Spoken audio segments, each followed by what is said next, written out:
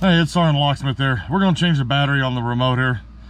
So, with your remote, you're going to need a flat tip screwdriver and your new battery, which is a CR2032. You can leave the key ring on if the key ring is attached to it. Go ahead and take your remote, you turn it all on its side, and you'll see this little indentation here. This is why I use a flat tip. Not everybody has a fingernail. And I lay it flat on there because I don't want to scratch it. This is a new remote. Once you do that, pull your key out. Now, when you're holding it like this way, go and put your key, emergency key back in, but lift up and you'll feel it stop about 1/4 inch in. Put it in and you can give it a little bit of rotate and you should be able to pop it.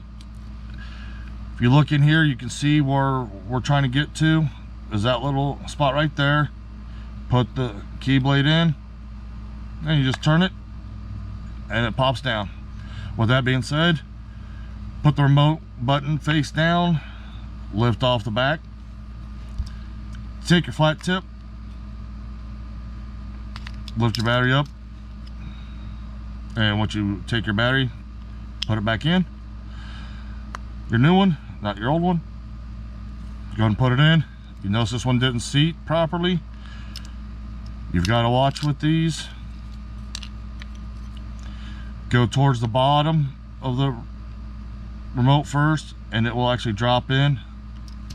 Once you have it in, go ahead and take your back of the remote, put it on your regular housing and just walk around gently with your fingertips to squeeze it shut, and you'll start hearing it pop together in the places, and when you do, you're done.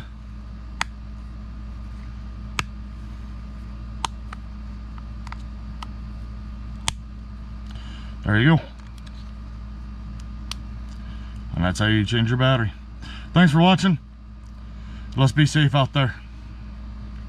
And to you owners of the vehicle that are doing this and DIYers, keep it up. You're doing a good job.